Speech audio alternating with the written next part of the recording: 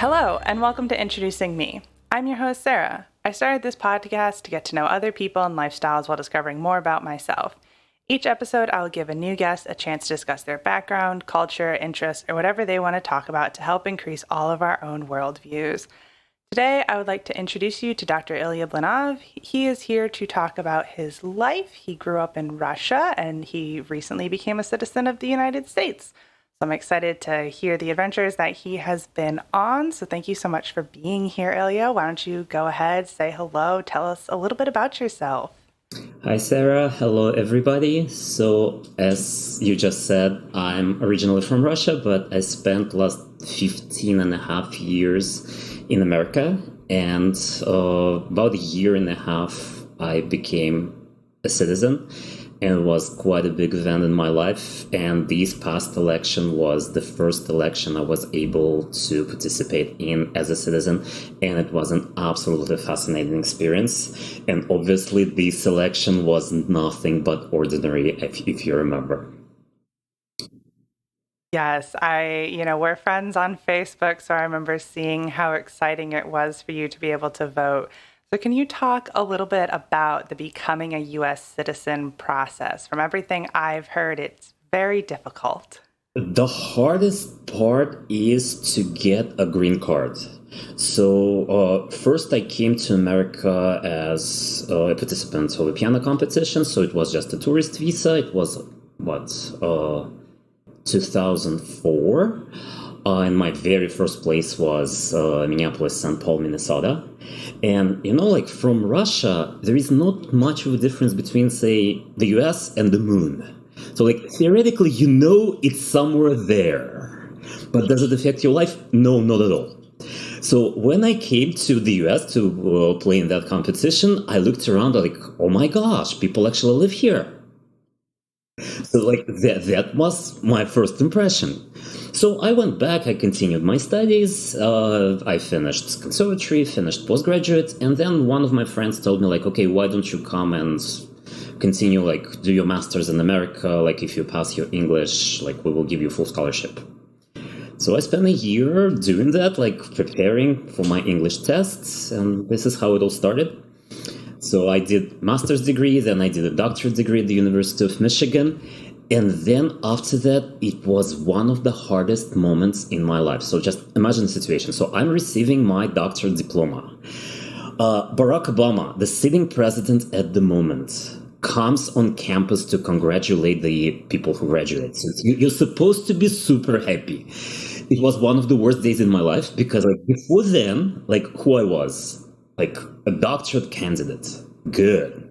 Now I have a diploma, no job, my visa is expiring, I don't want to go back to Russia, so what am I to do next? So I ended up doing another master's degree, and at the middle, so quite a sandwich, master's, doctorate, master's. And then in the middle of that program, I got a job at Susquehanna. And this is where Sarah was one of my students. And everything was wonderful there. First, I was on a working visa, and then they liked me there. They gave me a green card. And that was the hardest part, to get a green card. So I'm incredibly grateful I had a chance to teach at Susquehanna. And this is where I made that super important step towards becoming an American. And then after that, it's just you spend 5 years on a green card. If you don't do anything weird, you don't rob a bank or storm a capitol, everything is fine. You get your citizenship. So pretty much that's the story. That's super great. And I'm glad, that Susquehanna gave you that opportunity and you were able to get the green card. I think it's funny that your interim plan was just get another degree, go back and get a second master's. Well, I wanted to stay in the US, and that was the only way I could extend my visa. Just go and continue your school. And then in the middle of that program, I got a job, and both universities were so nice. I was able to complete another master's degree while doing a full-time job, in a different part of the country. Cool. So have you been back to Russia in I guess, the last 15 Well, years? yeah, of course. Like I try to go there like once a year, twice a year. I mean, BC before Corona.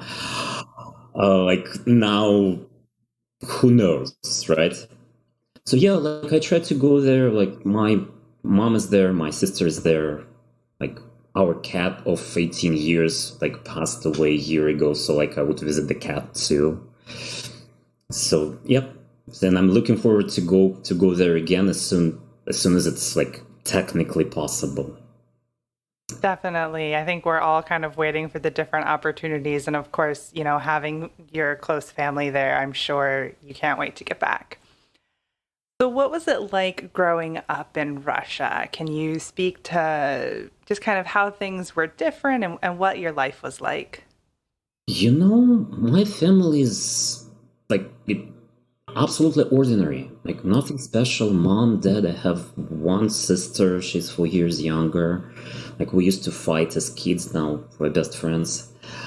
And we always had cats, so like Russia's a very cold country, so skiing was a very big part of it, of our upbringing. And I love doing bicycle riding, so I did it like all the time, all like a half a year when we don't have the snow. So it's really hard to tell. Like seriously, there is absolutely nothing special.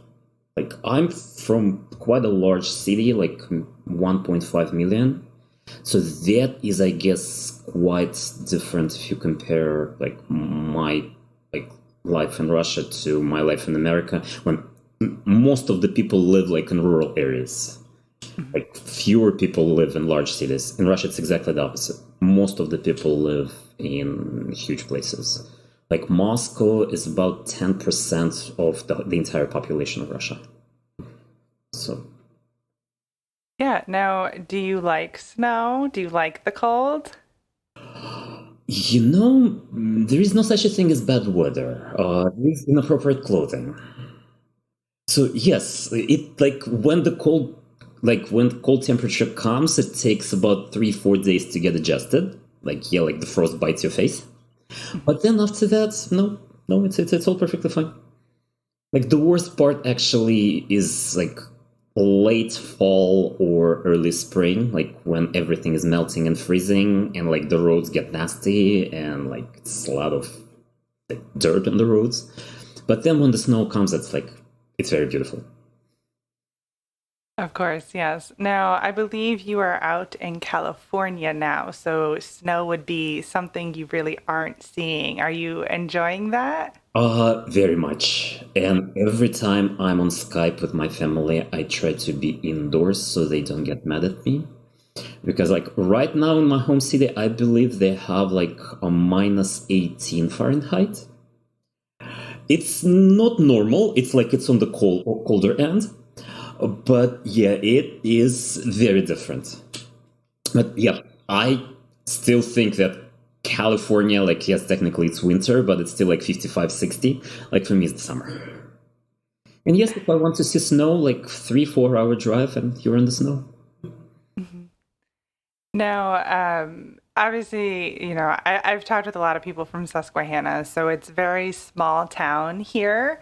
And you talked about a couple different places you've been in the States. So what has your experience been like, city living versus small town rural living? What I absolutely love about small towns in America, and I lived in several, like my very first university was Bowling Green, Ohio, which is not a big place at all. So, what I love about small towns in America, you have everything you need. You have a wonderful library, you have internet, you have all the stores, you have everything. And yes, if you need to go and like see like a superstar performer, like yeah, you drive for a couple hours. Like New York is what, 3 hours away from Susquehanna, and you're there, and you can even come back the same day if you don't mind like arriving at 1 a.m. So because in Russia, if you live in a small place, you have nothing, like absolutely nothing. Like no medicine, like if you want to go shopping you have to again like to drive super far, like internet is extremely spotty, medicine almost non-existent. So like that's why people like tend to go to large cities, like when you can actually live and not survive. So I absolutely love small places in America. Yeah. Now, what is your day-to-day life now? And I don't know if it has changed because of the pandemic. So can you talk a little about what you're getting up to? Well, after I moved to California, I started my own piano studio. And obviously, when pandemic hit, I was like, "Oh my gosh, I am screwed. Like, I'm gonna lose everything." Nope. I actually 2020 was a very successful year, both in terms of teaching and in terms of like growing my business. So I have three waiting lists right now. So like one, people who want longer lessons, or they want two lessons per week because they're preparing for competitions. Like two, their siblings who want to join the studio, and three, just people out from the outside, like who like I don't know, and they have like the smallest chance. So when we had to move online, I actually realized I could hire people who would help me. So like for example, I don't have to spend time working on certain like technical aspects of a piece, like making sure that all the fingering is right, for example, or like all the counting is done. I can like outsource that work to my assistant who might be like in a different part of the country. And they would do that. And when the student comes back to me, I work only on musical parts, like how you shape this phrase, how you work on the dynamics, how, for example, in the development of Beethoven's Pathetique, like the first theme clashes with the second theme, and like how like to present that better. And I feel much freer because I don't have to like do like that very basic work. So like right now I have one assistant who's working for me and I'm looking for more because people want more and more and more. So in that respect, the pandemic actually helped. Obviously, in terms of the performing, like I had to cancel all the performances I had, both like in California, in America, and abroad because you cannot travel. And the earliest I have right now is, I believe, the fall. Nothing is in the spring, nothing is in the summer. And all what we do, like we try to use that app that's called Acapella when we record our parts together and then like put them together on using that app.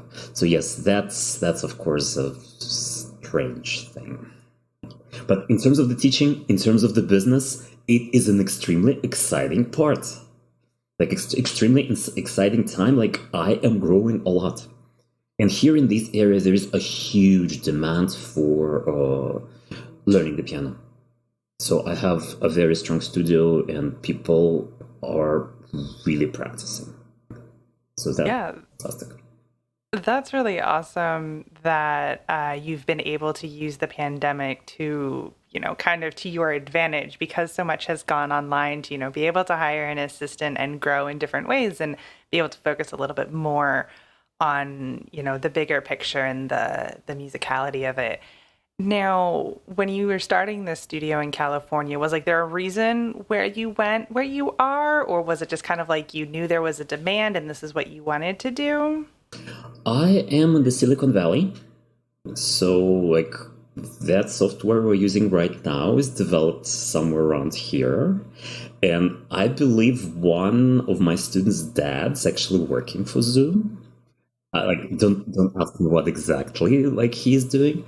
So I am working with extremely smart people who understand the value of that kind of education, and they are ready to work really really hard.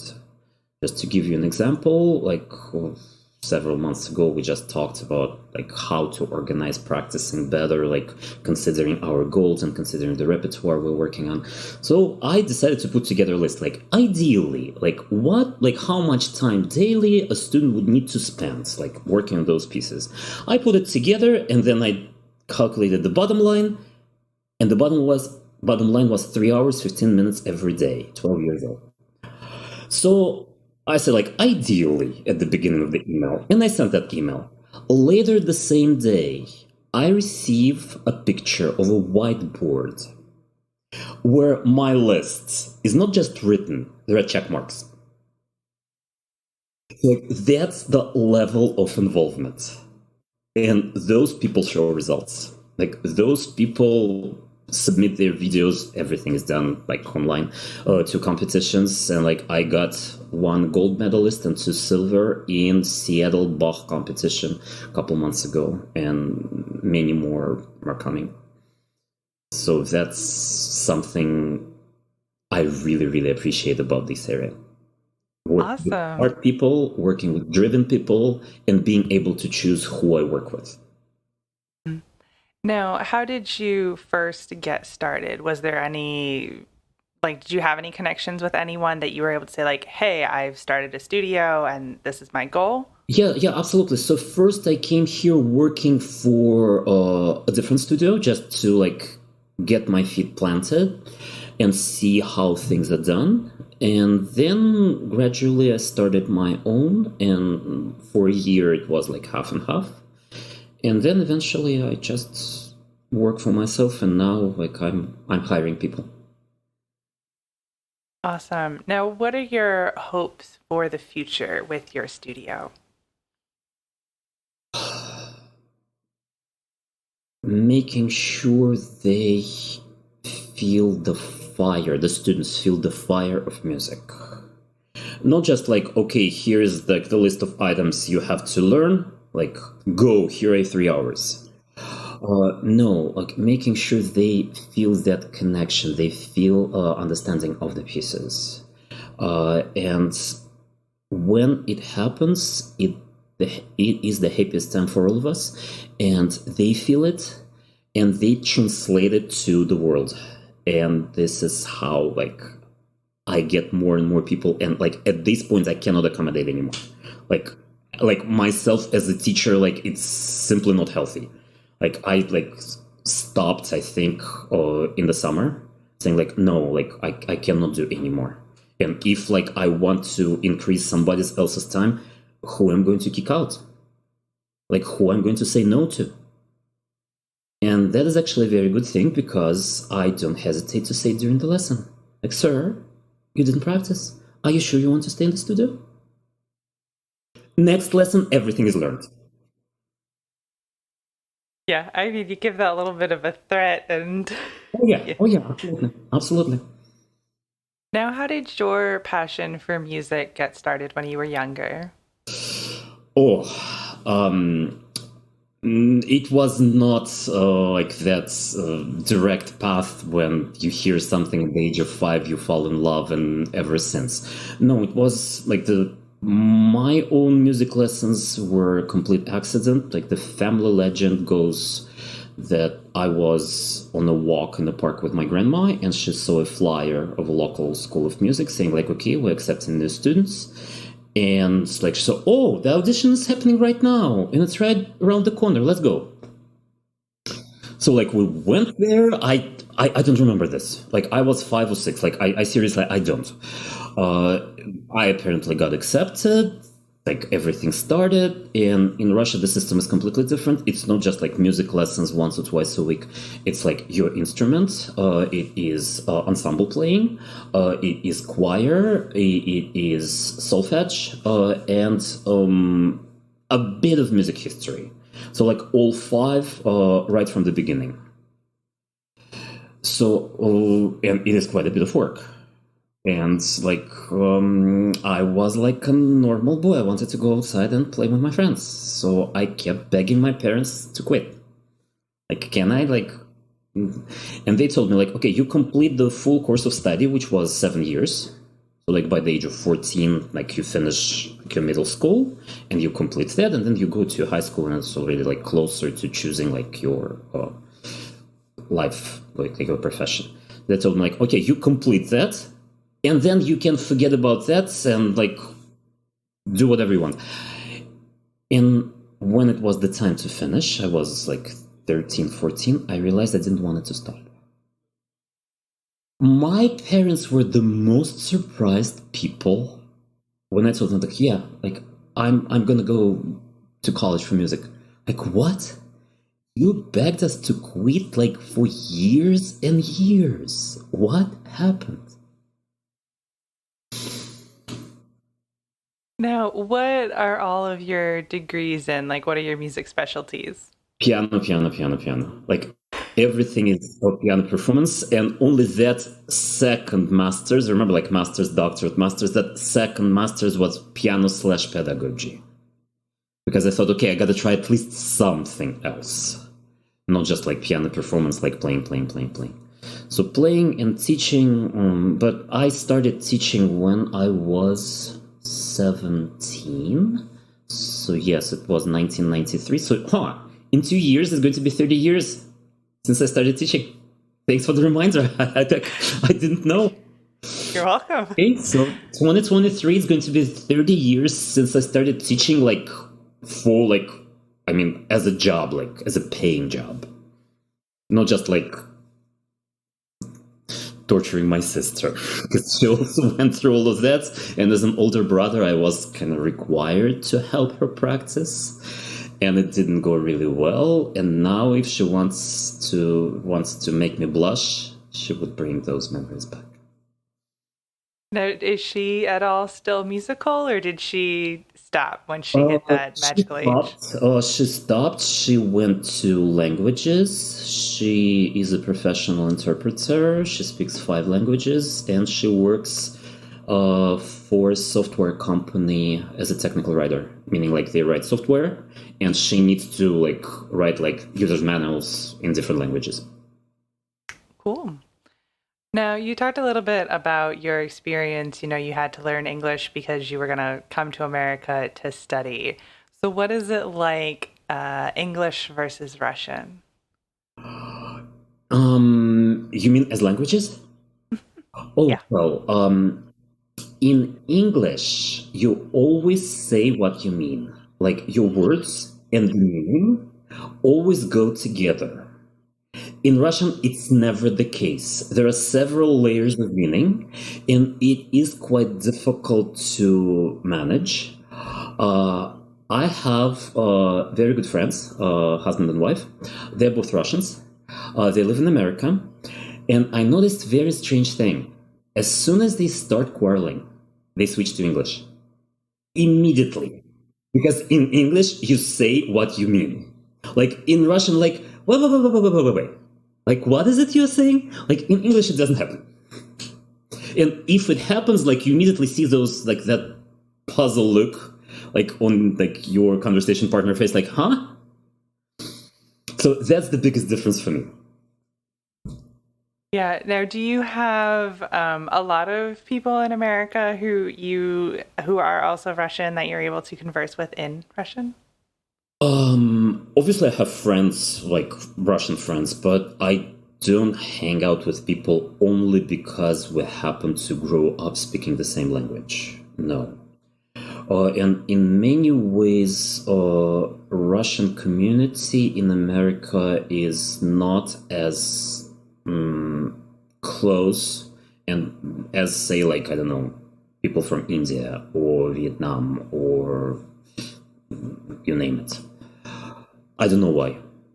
Like when I just moved to America and like first university, my English was very, very shaky.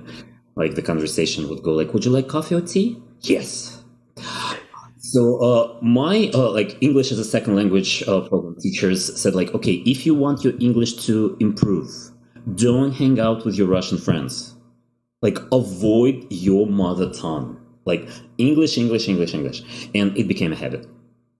But yes, like I have quite many friends, like people who we shared the same room again, like during our first year in America. Like she's in Illinois right now. I'm here in California. We just chatted yesterday, like talking about our students. Yeah, that's very interesting to hear.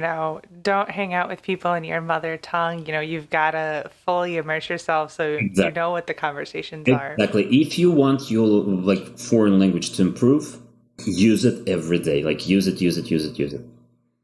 Yes, and it really worked. It really worked, and Bowling Green is absolutely amazing. Like, they really helped. Now, what was it like for you to be able to vote in this past election? Let's start with 2016. It was very hard not be able to vote back then, because like I couldn't believe the guy who won back then did win. Like I just like how. Then like I did my reading, like I started understanding things a little bit better, and yes, it was an extremely meaningful experience.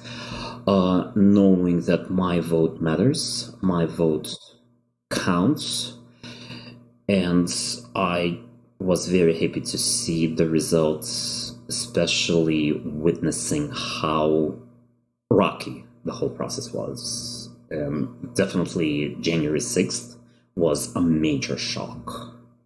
It's like I turned on the TV because like it's just okay, it's my first time, I want to see everything.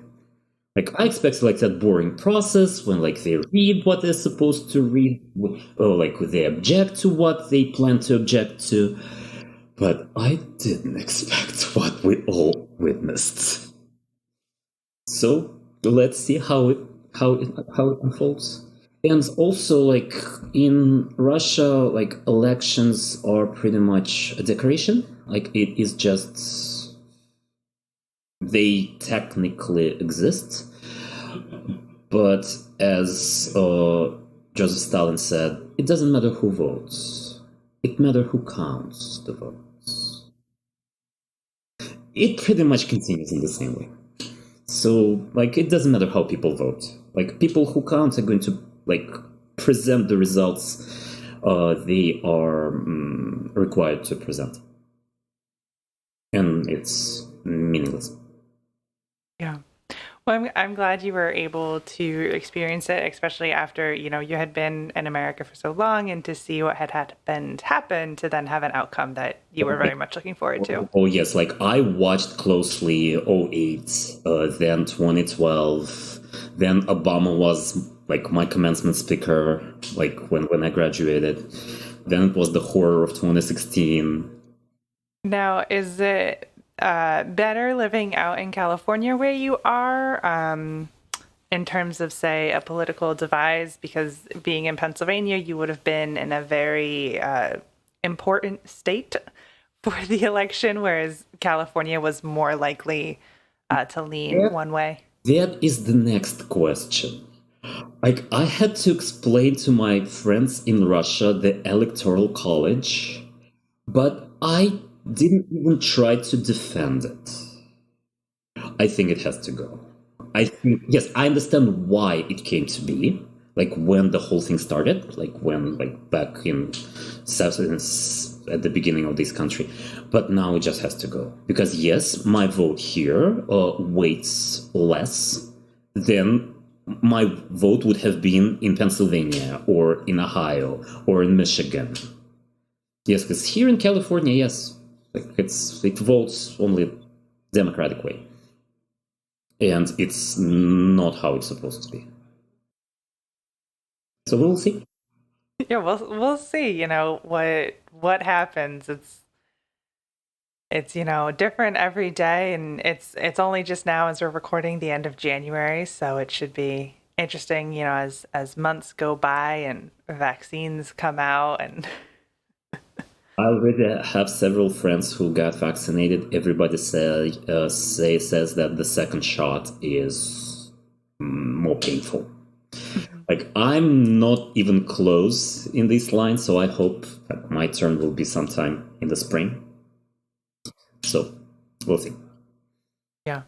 Yeah, I mean, anyone who wants to get a shot, like in general, because, they are painful, but obviously, like, the reason for wanting the shot is the shot itself, not the painful experience of getting poked with a needle. Yeah.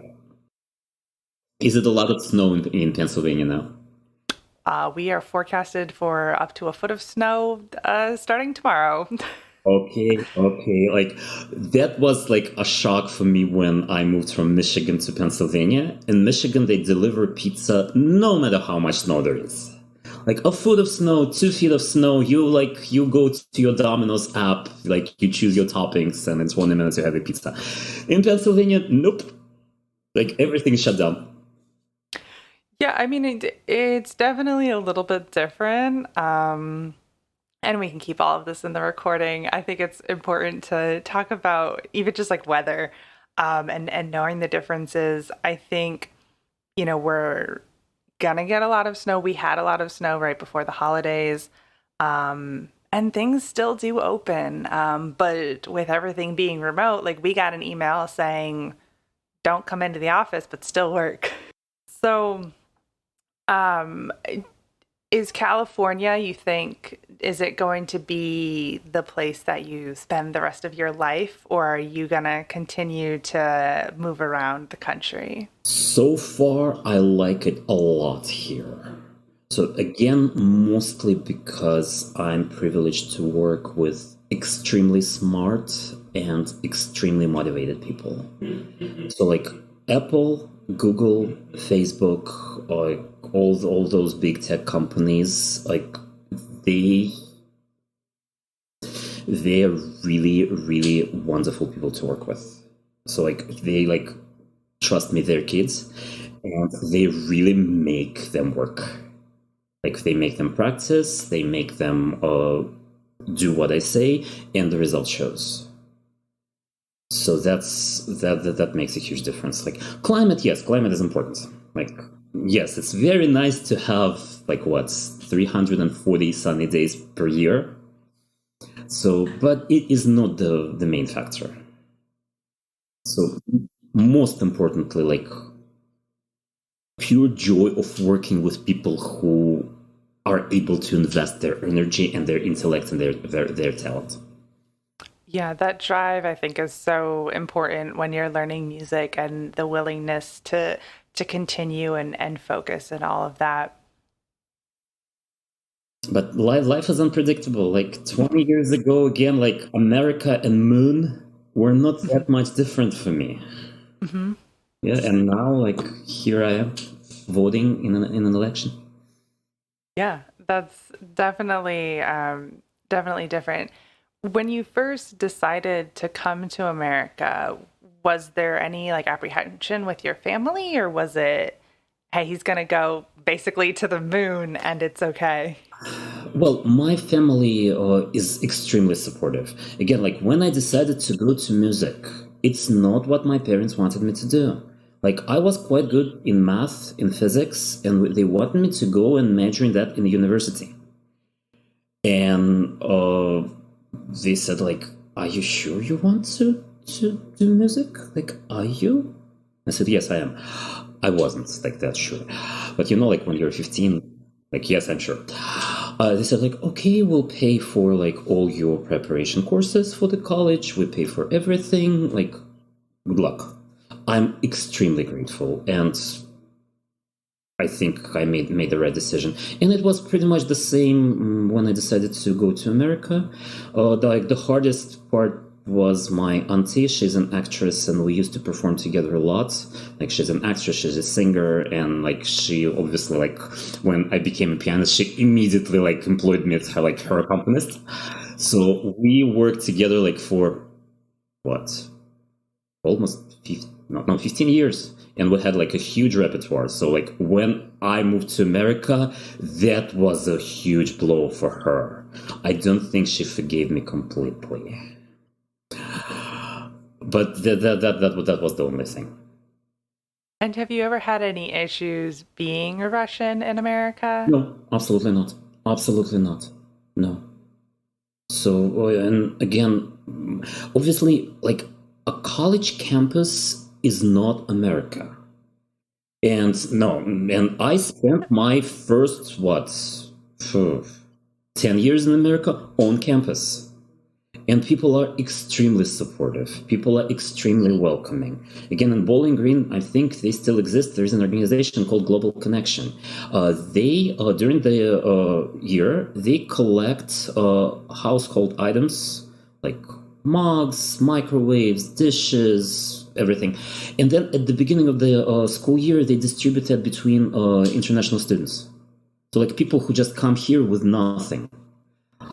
I was so happy, like I got everything I needed, like during my first month in Ohio. And then several weeks later, I was already in a different state. I was in Michigan. I had like friends over, like we were having cup of tea or something else. And one of them asked, like, okay, why does your mug says terrific grandpa? I said, like, I didn't even read.